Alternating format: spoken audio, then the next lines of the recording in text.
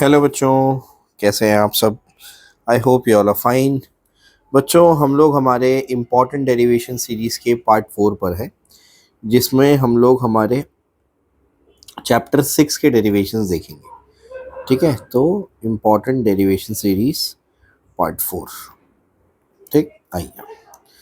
तो इसमें सबसे पहला डेरिवेशन जो आपको देखना है वो है amplitude of resultant wave due to superposition of two waves. Amplitude of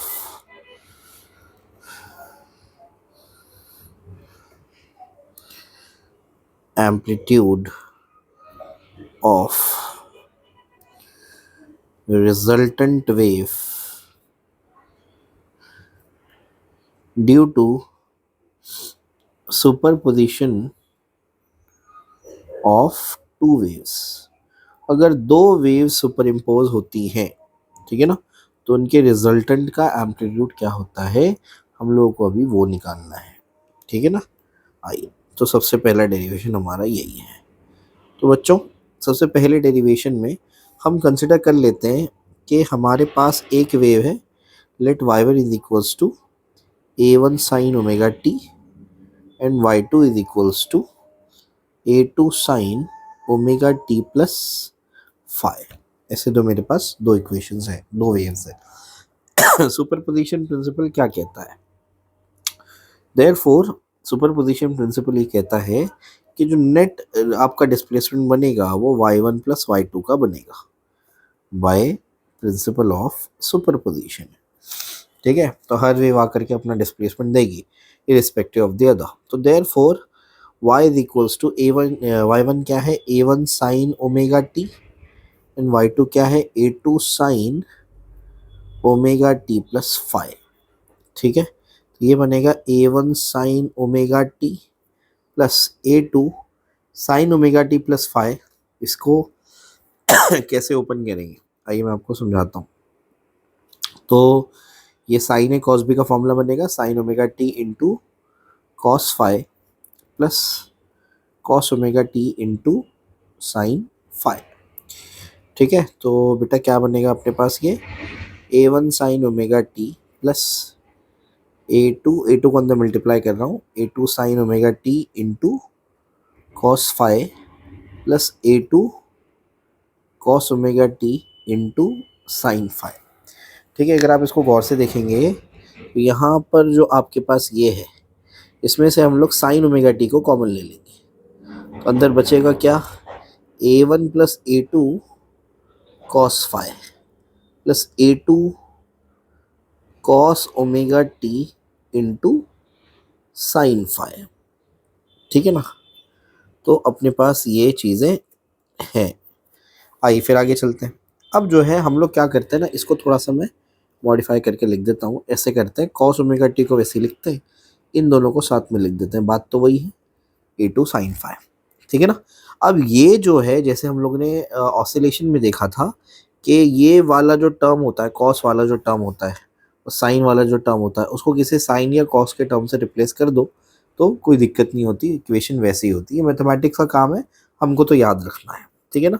तो हम लोग मान लेते हैं कि इफ a1, या लेट लिखो, let a1 plus a2 cos five is equals to a cos theta.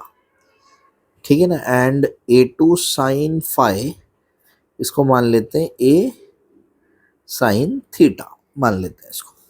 तो बच्चों क्या बनेगा फिर एक्सप्रेशन हमारा, देयरफॉर जो फाइनल एक्सप्रेशन बन रहा है, therefore y is equals to sine omega T into a1 plus a2 cos five की जगह लिखेंगे a cos theta plus cos omega T वैसे का वैसे ही, और a2 साइन फाइव की जगह लिखेंगे a साइन थीटा। ठीक है, तो अगर आप गौर से देखेंगे तो a कॉमन आ जाएगा और ब्रैकेट में बचेगा sine omega T cos theta plus cos omega T sine theta. Therefore y is equals to a बाहर है, sine A cos B plus cos A sine B, इस साइन a प्लस बी। समझ रहे हैं आप लोग? तो इस तरीके से हमारे पास रिजल्टेंट वेव का इक्वेशन आ गया। इसमें जो आपका a है, वो आपका रिजल्टेंट एम्पलीट्यूड है। ये क्या है? रिजल्टेंट एम्पलीट्यूड है। तो अपने को अभी उसको निकालना है, असल में डेरिवेशन उसी से रिलेटेड है। Amplitude of resultant wave due to superposition of two waves. ठीक है ना? तो रिजल्टेंट वेव का भी हम लोग एम्पलीट्यूड निकालते हैं, तो रिजल्टेंट एम्पलीट्यूड कहते हैं इसको। तो रिजल्टेंट एम्पलीट्यूड कैसे आएगा? तो रिजल्टेंट एम्पलीट्यूड जो है इसको समझते हैं। तो बेटा अपन ने यहाँ पर a1 plus a2 cos phi को क्या बोला है? उसको बोला है हम लोगों ने a cos थीटा, और a2 sin फाई को क्या बोला है? a sin थीटा, है ना? तो उसी को यूज कर लेते हैं, है ना? तो a1 plus a2 cos phi is a cos theta and a2 sin phi is a sin theta. तो देयरफॉर बच्चों मैं क्या करता हूँ, इसको 1 बोलता हूँ, इसको 2 बोलता हूँ, स्क्वायरिंग एंड एडिंग 1 and 2 कर देता हूँ। ऐसा क्यों किया? तो जो हम लोग ने कई मरतबा जैसे ही स्टेप्स को ट्राई किए तो ये स्टेप लेने पर वो आंसर जल्दी से आ गया, तो इसी वजह से करते हैं स्टेप। आपको याद रखना है, आपको और मुझे याद रखना है, स्क्वायरिंग एंड एडिंग 1 and 2। तो therefore a1 plus a2 cos phi the whole square plus a2 sin phi the whole square is equals to a square cos square theta plus a square sin square theta। ठीक है? अब ये क्या होगा इसमें से? अगर आप इसको गौर से देखेंगे तो ये हो जाएगा a plus B the whole square, a square plus 2 a1 a2 cos phi plus a2 square cos square phi plus a2 square sin square phi is equal to A square को बाहर ले लो, अंदर बचेगा cos square theta plus sine square theta. बेटा ये तो 1 बनता है, ये जो चीज़ है ये तो 1 होती है ना? और यहाँ पर अगर आप गौर से देखेंगे तो मेरे पास ये वाले जो टर्म्स है, दोनों मेरे पास जो टर्म्स है, इन दोनों में से a2 स्क्वायर को बाहर ले लेना। तो a1 square plus 2 a1 a2 cos phi plus a2 square, और ब्रैकेट में क्या बचेगा? cos square phi plus sine square phi equals to a square, और ये बचेगा 1। और ये भी क्या होने वाला है? ये भी फाइनली 1 होने वाला है। Therefore a square is equals to a1 square plus a2 square plus 2a1 a2 cos phi. तो therefore a is equals to under root of a is equals to under root of,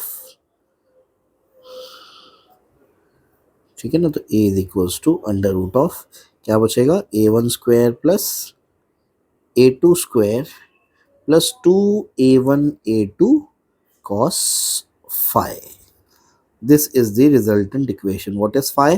phi is the phase difference between the two equations. I hope आप सभी को यहाँ तक का clear होगा। ठीक है ना? क्लियर हो गया? तो सबसे पहला डेरिवेशन बच्चों हम लोगों ने कर लिया। सबसे पहला डेरिवेशन क्या था हमारा? सबसे पहला डेरिवेशन हमारा था resultant of two wave, amplitude of resultant wave due to superposition of two waves. दो वेव्स के सुपर इम्पोज होने पर जो उनका रिजल्टेंट एम्पलीट्यूड बनेगा वो क्या बनेगा। ठीक है ना? चलो भाई, आई होप यहाँ तक आपको क्लियर होगा। आइए आगे चलते हैं। आगे क्या है इसके बाद बेटा जो नेक्स्ट चीज अपने को पढ़नी है ना, वो उसका सेकंड डेरिवेशन है।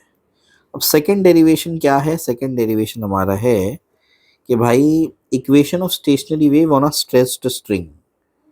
सेकंड डेरिवेशन क्या है? वो है equation of stationary wave on a stretched string. एक स्ट्रेच्ड स्ट्रिंग पर स्टेशनरी वेव का अपने को इक्वेशन लिखना है। आइए इसको समझते हैं। ठीक है ना? चलो आओ। तो बच्चों जैसे आपको इस बात को समझना पड़ेगा कि भाई अगर हम लोग स्टेशनरी वेव बनाना चाहते हैं तो हम लोग को सबसे पहले तो दो फिक्स बाउंड्री लेनी पड़ेगी। दो फिक्स्ड बाउंड्री लेनी पड़ेगी। तो सबसे पहले ये एक फिक्स बाउंड्री, ये दूसरी फिक्स बाउंड्री, और हम लोग जो है इसमें कुछ इस तरीके से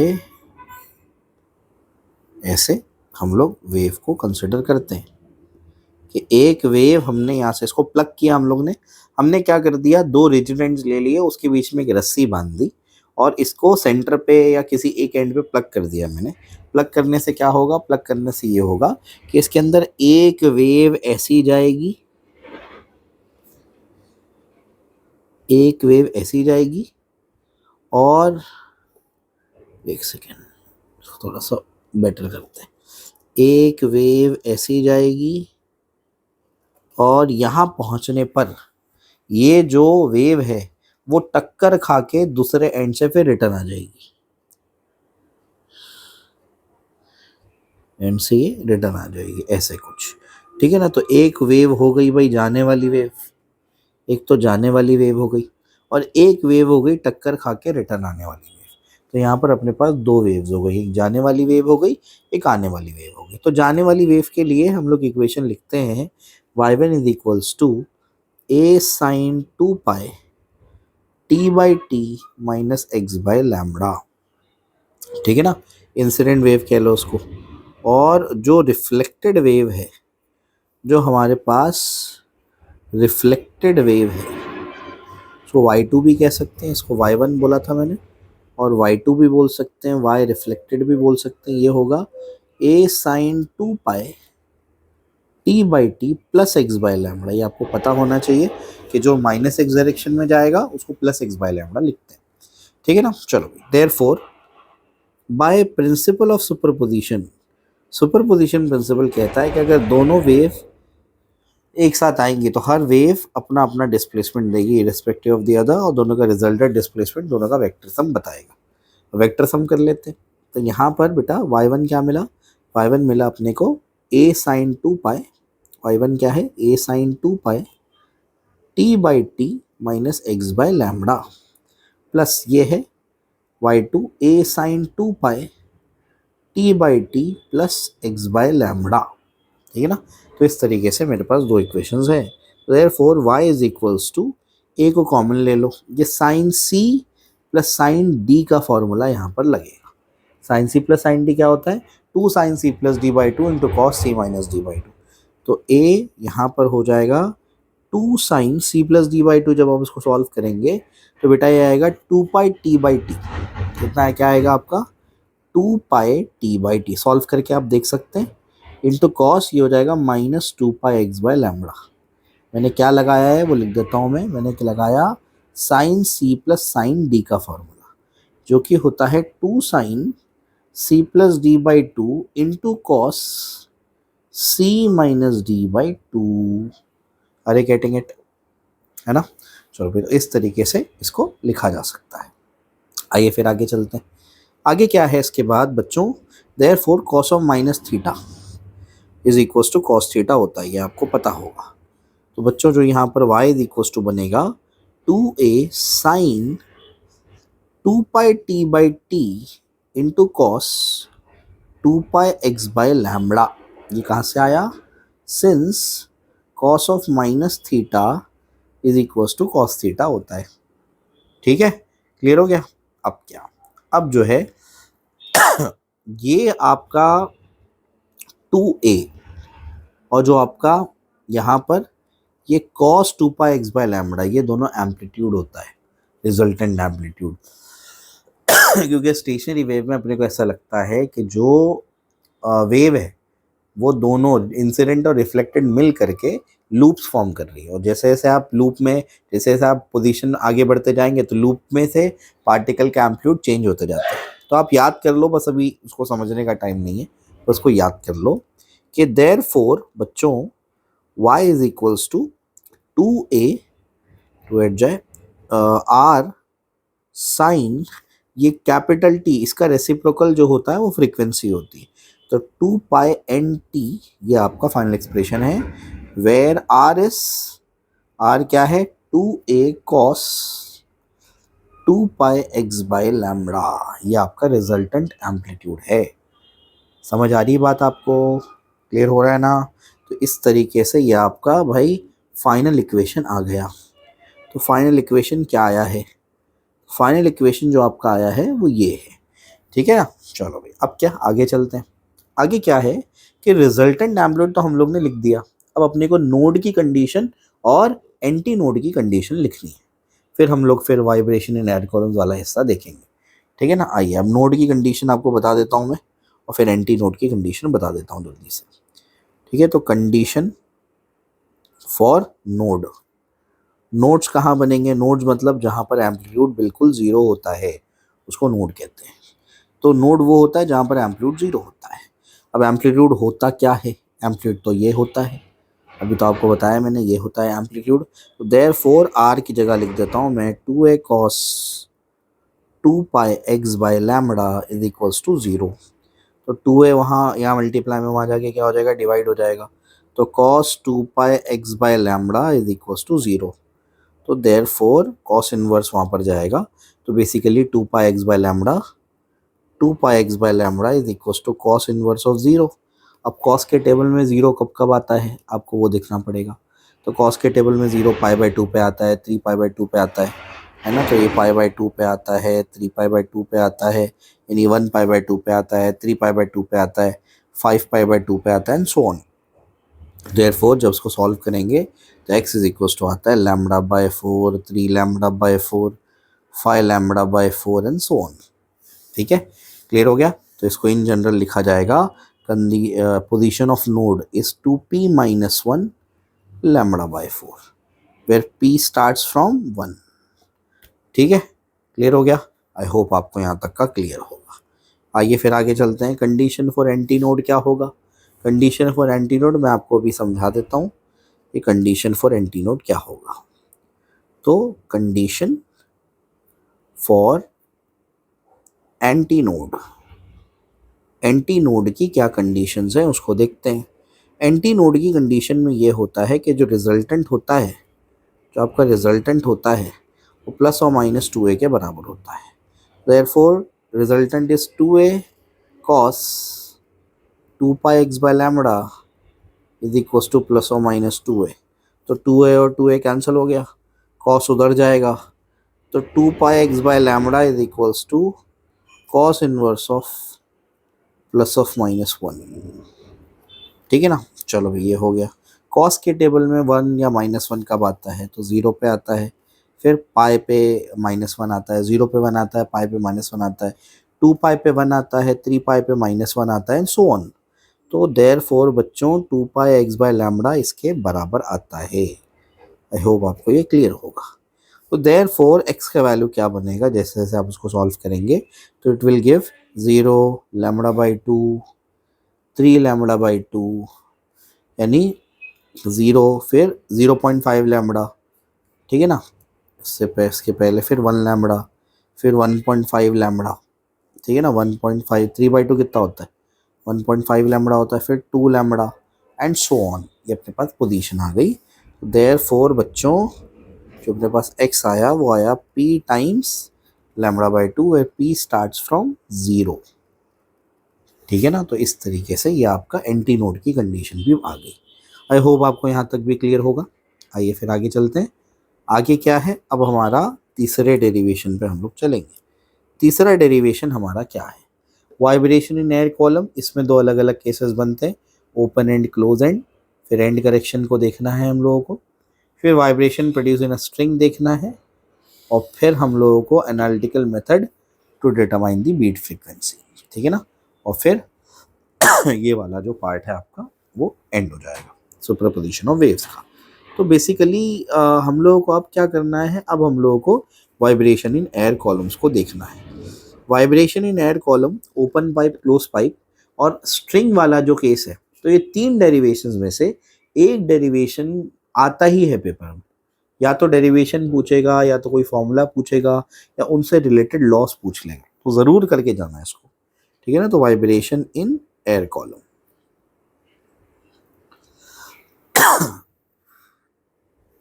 आई तो वाइब्रेशन इन एयर कॉलम में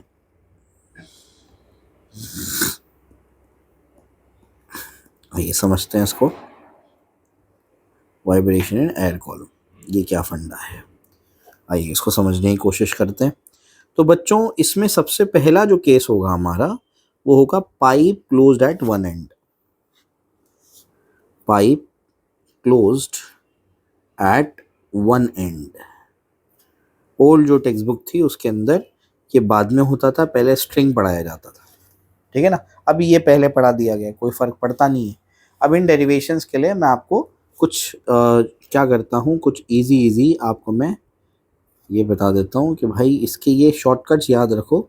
मंत्र कहता हूँ मैं उसको, क्या कहता हूँ, मंत्र। इसके अगर आप मंत्र याद रखेंगे तो आपको डेरिवेशन को सॉल्व करने में आसानी होगी, ठीक है ना। आइए मैं आपको समझाता हूँ। पाइप वाले जो केसेस आएंगे, ओपन पाइप और क्लोज पाइप, इसको हम लोग कहते हैं एंट्रेंस में OP and COP, open organ pipe और क्लोज ऑर्गन पाइप। तो इसके लिए मंत्र याद रखो। मंत्र क्या है? मंत्र ये है, जितना मोड उतना नोड। जो मोड होगा, फर्स्ट मोड होगा तो एक नोड आएगा, फोर्थ मोड होगा तो 4 नोड जाएंगे, ऐसे। तो pipe closed eight one and की बात हो रही है यहाँ पर, कि पाइप हमारे पास है और वो एक एंड से कैसा है, क्लोज है। तो हम लोग पाइप बना लेते हैं, ठीक है ना। तो ये हो गया पाइप 1, ये हो गया पाइप 2। एक सेकेंड, अच्छे से बनाते हैं इसको शिफ्ट भी कर लेते हैं। पाइप 1, उसके बाद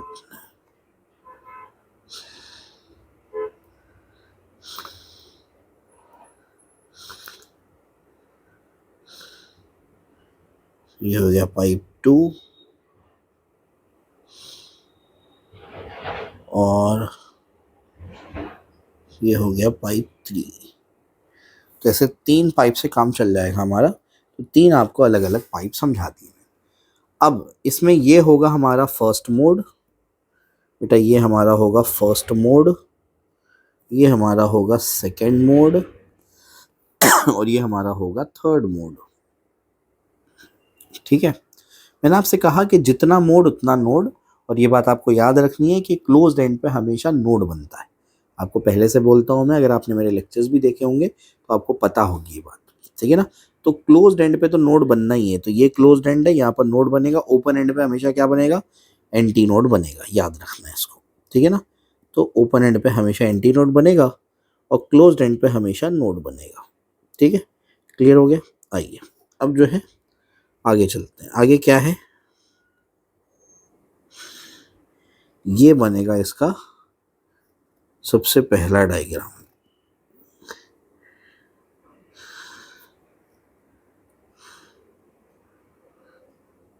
क्योंकि फर्स्ट मोड है तो उसमें एक ही नोड बनेगा, है ना। और यहाँ पर जो उसकी लेंथ बनेगी आपको वो समझनी पड़ेगी। तो उससे पहले मैं सारे डायग्राम्स कंप्लीट कर लेता हूँ। यहाँ पर सेकेंड मोड है तो एक मोड तो डेफिनेटली यहाँ पर होगा, एंड पे तो नोड बनता ही बनता है। तो ये एक नोड यहाँ पर होगा, एक नोड कहीं यहाँ पर होगा। क्या आपको समझ आ रहा है? तो 2 नोड्स हो गए, क्योंकि सेकेंड मोड है तो 2 नोड बनेंगे। अब 2 नोड बनेंगे तो अब इसका कैसे डायग्राम बनेगा, कैसी वेव बनेगी इसके अंदर, और ये ऐसी कुछ वेव बनेगी इसके अंदर। ये बनेगी आपकी वेव, ठीक है ना। तो इस तरीके से यहाँ पर वेव बनेगी। और जब आपका तीसरा मोड होगा तो इसके अंदर बेटा 3 नोड बनेंगे डेफिनेटली। यहाँ बनेगा ओपन एंड पे तो क्या बनता है, एंटी नोड बनता है। तो दूसरा नोड यहाँ कहीं बनेगा और तीसरा नोड यहाँ कहीं बनेगा, ठीक है ना। तो ये एक नोड बनेगा और फिर ये एक नोड बनेगा, ठीक है ना। तो ऐसे हमारे पास ऐसे नोड्स बनने वाले हैं। अब क्या, अब जो है इसका अपने को, ठीक है, देखो उसको अभी। तो ये इसका डायग्राम ऐसे कुछ बनेगा, ठीक है। और ये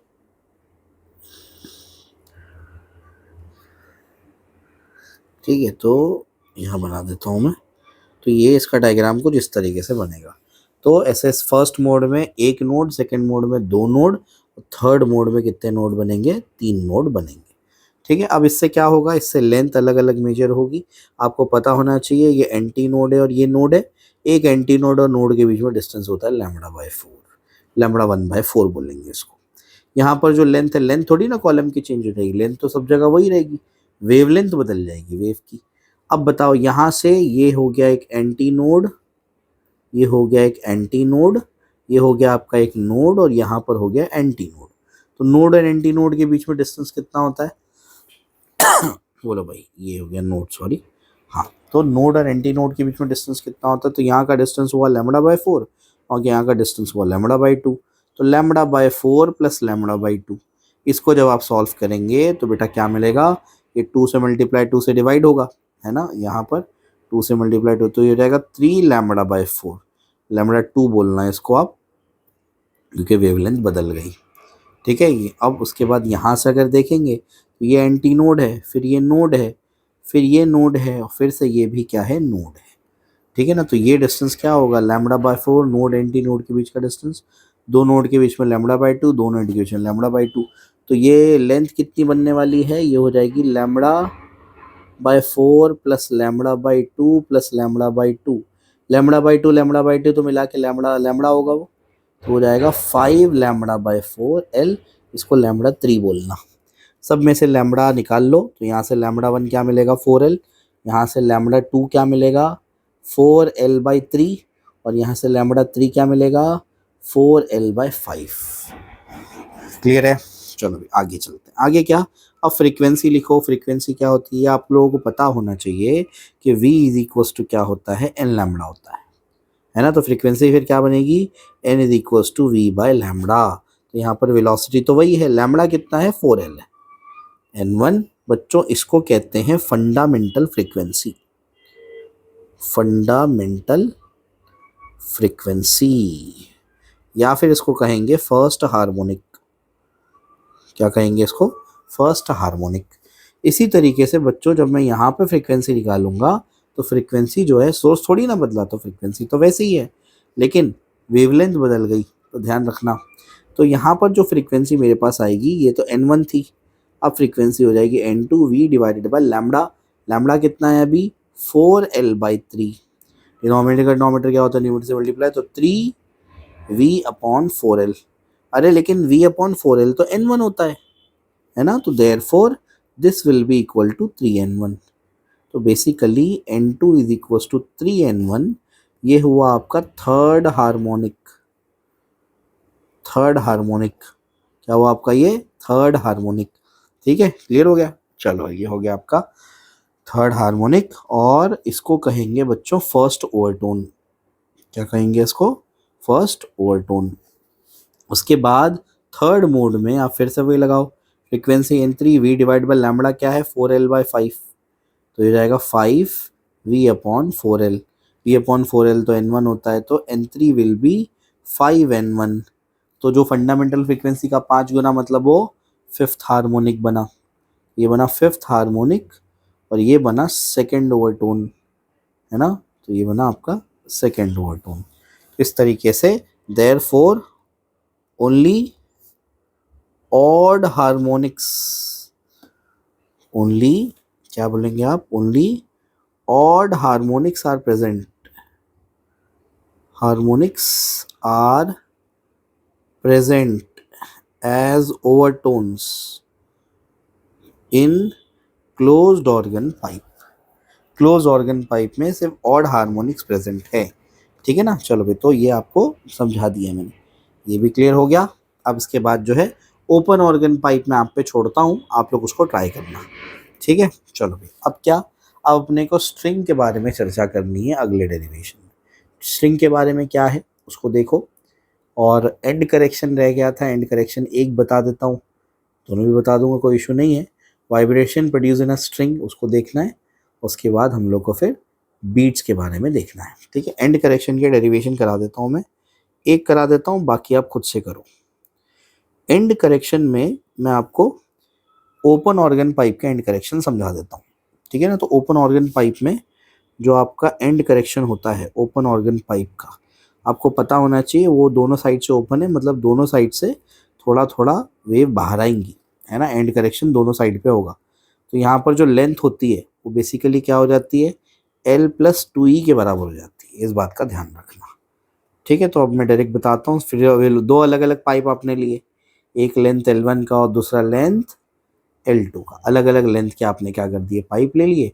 दोनों में साउंड तो सेम भेज रहे हो, तो वेलोसिटी तो दोनों की सेम है। फंडामेंटल फ्रीक्वेंसी उसकी क्या होती है, v/2l, तो 2n/l1 होगा, और ये होगा 2n1l1 और 2n2l2 बनेगा। ठीक है। अब जो है बच्चों, जैसे इन दोनों को कंपेयर करेंगे, इक्वेट ऑब्वियसली इक्वेटेड है, वो इक्वल है क्योंकि वेलोसिटी दोनों में सेम है। तो 2n1l1 is equals to 2n2l2 होगा, तो therefore n1l1 is equals to होगा n2l2। देयरफॉर जो आपका n1l1 होगा तो l1 प्लस 2e होगा, ये दो जगह से वो ओपन है, तो इस वजह से वो दो अपने को ऐड करेक्शन ऐड करने पड़ेंगे, और ये l2 प्लस क्या होगा 2e होगा।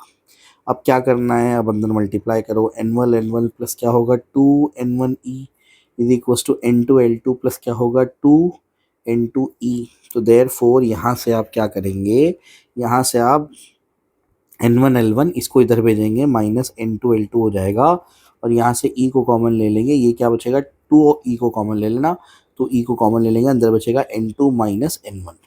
तो देयरफॉर बच्चों जो e बचेगा वो क्या बचेगा, n1l1 minus n2l2 divided by क्या होगा 2 टाइम्स n2 माइनस n1। ठीक है ना, तो इस तरीके से ये आपका फाइनल एक्सप्रेशन बनेगा। तो मैंने ओपन वाला एंड डायरेक्शन आपको बता दिया है, फॉर्मूला सिमिलर ही आएगा उसका, बस डिनोमिनेटर में 2 नहीं होगा क्लोज ऑर्गन पाइप का जब आप निकालेंगे, तो ओपन का तो आपको बता दिया है। ठीक है। इसके बाद है आपका vibration produce in a string. Important derivation है कि ये बताना पड़ेगा मुझे, vibration produced in a string. एक स्ट्रिंग में वाइब्रेशंस जो प्रोड्यूस होते हैं, तो उसके बारे में अपने को भी चेक करना है कि भाई इसमें इसके कितने हार्मोनिक्स इसमें प्रेजेंट है। ठीक है, कितने हार्मोनिक्स ओवरटोन्स के तौर पर प्रेजेंट है, ये अपने को देखना है। ठीक है, आइए इसको समझने की कोशिश करते हैं। तो बच्चों वही हम लोग क्या करेंगे, हम लोग जो है सबसे पहले रिजिड एंड्स बना लेंगे। रिजिड एंड्स बना लिया हम लोग ने। उसके बाद जो है हम लोगों ने क्या किया है, उसके बाद जो है हम लोगों ने इसके लिए हम लोग जो है मान लेते हैं कि यहाँ पर वेव्स आ रही है।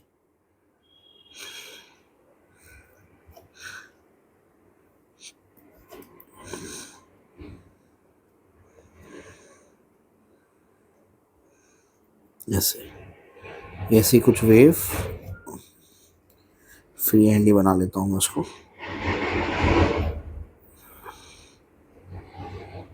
ठीक है, ऐसा है। फिर यहाँ से टक्कर खा के दूसरे डायरेक्शन में वेव गई। ठीक है, तो ऐसा कुछ है। तो बेसिकली यहाँ पर जो लेंथ है उस लेंथ को मैं L मान लेता हूँ, और इसके P लूप्स मान लेता हूँ। कितने लूप्स है इसके अंदर, मान लो कुछ P लूप्स है, ये मान लिया मैंने। ठीक है, तो बच्चों यहाँ से एक बात समझ में आती है कि बेसिकली L लेंथ में P लूप्स है, तो देयरफॉर एक लूप का लेंथ क्या बनेगा, तो L/P बनेगा। तो यहाँ से ये समझ आ रहा है कि therefore length of one loop is equals to L/P, और एक लूप का लेंथ तो λ/2 भी होता है ना। तो देयरफॉर आपका जो यहाँ पर लैम्बडा है वो लैम्बडा क्या है, तो lambda is equals to 2L/P है। लैम्बडा क्या होगा, लैम्बडा होगा 2L/P। तो यहाँ से अपने को वेवलेंथ भी मिल गई। ठीक है, चलो भाई ये भी समझ में आता है। आइए आगे चलते हैं। आगे क्या है, हम लोगों को पता है वेलोसिटी क्या होती है, वो होती है √T/m। पहले तो मैं इन जनरल फ्रीक्वेंसी का एक्सप्रेशन लिखूंगा, फिर एक एक करके अलग अलग मोड में उसको कैसे मॉडिफाई करना है वो आपको समझाता हूँ। वेलोसिटी होती है √T/m, और वेलोसिटी का और एक फॉर्मूला क्या होता है, n λ in general of any wave. तो बेसिकली यहाँ पर जो है मैं यहाँ से फ्रीक्वेंसी निकाल सकता हूँ। फ्रीक्वेंसी क्या मिलेगी, फ्रीक्वेंसी जो मिलेगी मुझे वो मिलेगी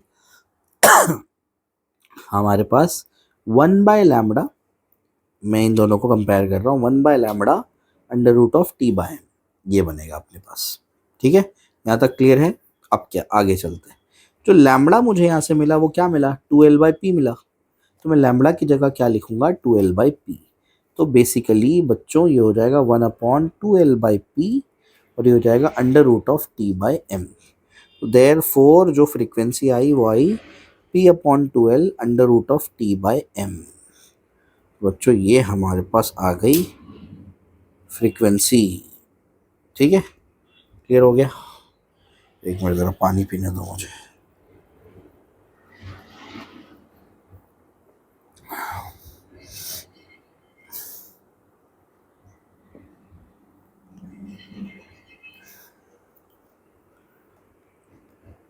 ठीक है, तो इन जनरल फ्रीक्वेंसी का एक्सप्रेशन मेरे पास आ गया p/2l under root of T by M. अब कुछ नहीं करना है, अब बस यहाँ पर मोड लिखना है और p का वैल्यू सब्स्टिट्यूट करते जाना है। फर्स्ट मोड, या इसको कहेंगे fundamental frequency, fundamental frequency, first mode या फंडामेंटल फ्रीक्वेंसी। तो फर्स्ट मोड में याद रखना जितना मोड, हाँ जितना मोड उतना लूप है। बात समझ आ रही है क्या बोल रहा हूँ मैं, जितना मोड है उतना क्या है, लूप है, ध्यान रखना। ठीक है, तो अगर फर्स्ट मोड है तो एक लूप होगा। देयरफॉर फ्रीक्वेंसी का फॉर्मूला क्या था, फ्रीक्वेंसी का फॉर्मूला लिख देता हूँ यहाँ पर, क्या फॉर्मूला था, p/2l under root of T by M.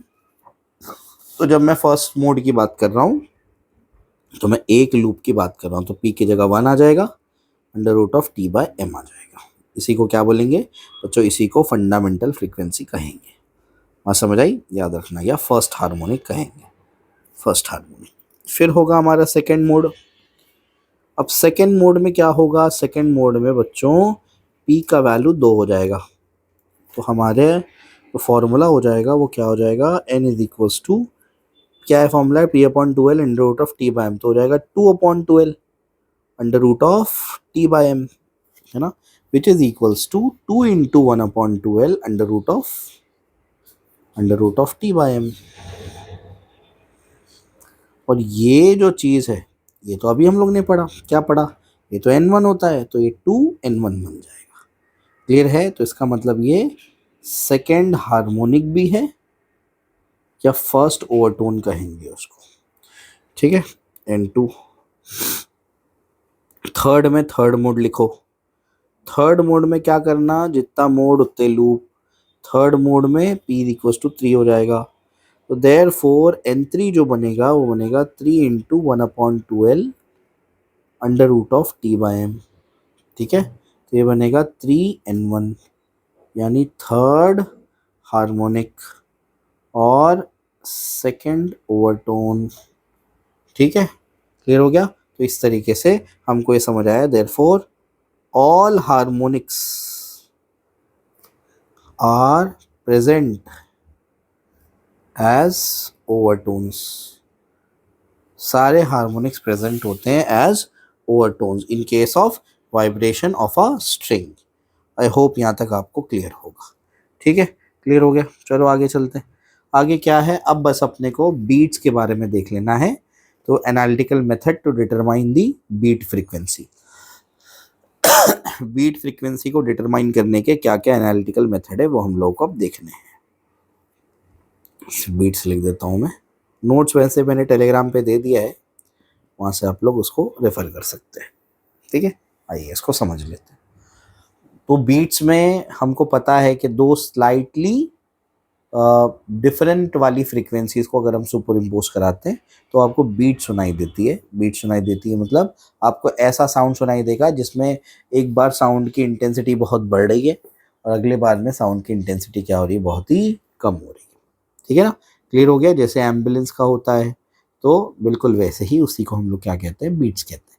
ठीक है, क्लियर हो गया। तो आइए इसको फटाफट से देख लेते हैं। तो मान लेते हैं कि हमारे पास जो सबसे पहला वेव है वो है ए साइन 2 पाई n1t, और जो दूसरी वेव है वो है ए साइन 2 पाई n2t।